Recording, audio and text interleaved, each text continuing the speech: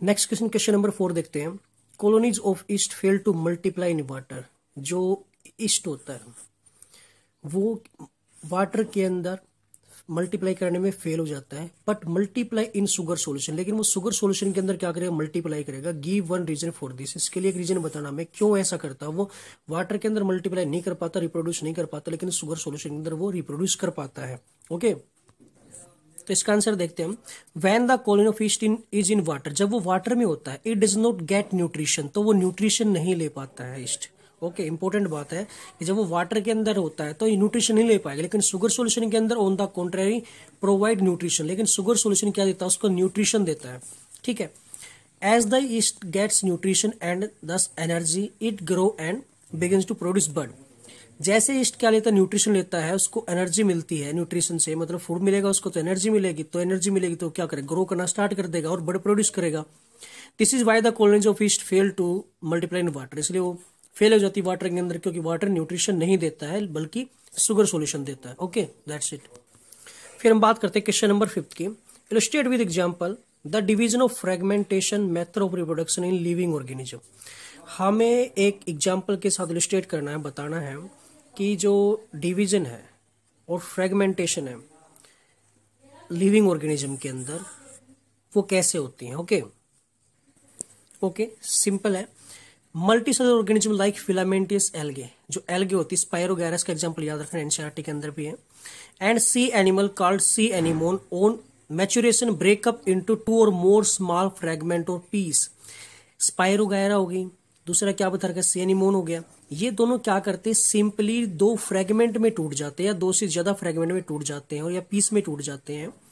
Each fragment subsequently grow to form a complete new organism, और हर एक fragment से क्या होगा, एक नया ऑर्गेनिज्म बन जाएगा। ठीक है, this type of asexual reproduction is known as fragmentation. इसी एसेक्सुअल रिप्रोडक्शन को क्या बोलते हैं, फ्रेगमेंटेशन बोलते हैं। ओके, नेक्स्ट क्वेश्चन हमारा, list 2 advantages of vegetative propagation over the mode of reproduction, modes of reproduction. Okay, मतलब हमें वेजिटेटिव प्रोपगेशन की क्या बतानी, एडवांटेज बतानी है। ओके, देखते हैं। तो advantage of vegetative propagation are as follows. Vegetative reproduction is easier and faster, ये सभी को पता है। वेजिटेटिव जो मोड होता है वो क्या होता है, इजी होता है और फास्ट होता है। Method of reproduction, it is usually in those plant animals which can't reproduce sexually, जो सेक्सुअली रिप्रोड्यूस नहीं करते हैं तो ये उनके अंदर होता है। तो 2 ही इंपॉर्टेंट चीज है, एक तो फास्टर है, इजियर है, दूसरा जो सेक्सुअली रिप्रोड्यूस नहीं कर पाते हैं उनके अंदर ये मोड होता है। ओके, नेक्स्ट क्वेश्चन देखते हैं। Name A plant in which layering produce a new plant. Layering का यूज कहाँ पे होता है, किस प्लांट के अंदर होता है, वो चीज हम देखेंगे। तो देखो, layering is a type of vegetative propagation, एक वेजिटेटिव प्रोपगेशन की टाइप है। लेमन के अंदर होती है rose, jasmine, strawberry, etc can produce new plant by the process of layering. ये सब एग्जांपल और एग्जांपल मोस्ट इंपोर्टेंट इस चैप्टर के अंदर, एक सेक्सुअल रिप्रोडक्शन के अंदर, तो इन सभी को याद रखना है। जो जर्नल लेमन है, रोज, जैस्मिन, स्ट्रॉबेरी, तो एग्जाम्पल भी पेपर में पहले से ही आ सकता है, तुमसे पूछ सकता है कि इस टाइप का इसके अंदर वेजिटेटिव प्रोपगेशन होता है, या फिर तुमसे एग्जाम्पल डायरेक्टली पूछा जा सकता है। नेक्स्ट क्वेश्चन देखते हैं। Right one main difference between asexual and sexual mode of reproduction. एक तो इनमें डिफरेंस बताना है। Which species likely to have comparatively better chance of survival. दोनों में से बेटर चांस किसके पास होते हैं सर्वाइवल के, एसेक्सुअल के पास या सेक्सुअल के पास, ये देखना हमें। द वन रिप्रोड्यूसिंग एसेक्सुअली और द वन रिप्रोड्यूसिंग सेक्सुअली। फिर हमें बताना है जो एसेक्सुअली प्रोड्यूस करते हैं उसके बारे में बताना है, जो सेक्सुअली प्रोड्यूस करते हैं उसके बारे में बताना है। Give reason to justify answer, फिर हम इसको जस्टिफाई करना है। ये सीबीएसई के अंदर पहले पूछे जा चुका है 2018 के अंदर। ओके, देखते हैं। ओके, तो देखते the main difference between the sexual asexual reproduction. हमें पहले तो मेन डिफरेंस बारे में बताना है। Involve the production and union of gamete. Main difference क्या है, जो सेक्सुअल रिप्रोडक्शन होता है उसमें आप सभी को पता है गैमेट की प्रोडक्शन होता है और उनका फ्यूजन होता है, यूनियन होता है, मतलब यूनियन मतलब fusion in the process of fertilization in the sexual reproducing organism. Okay, simply directly आप बोल सकते हो gamete formation and fusion of gamete in sexual reproducing organism, sexual के अंदर।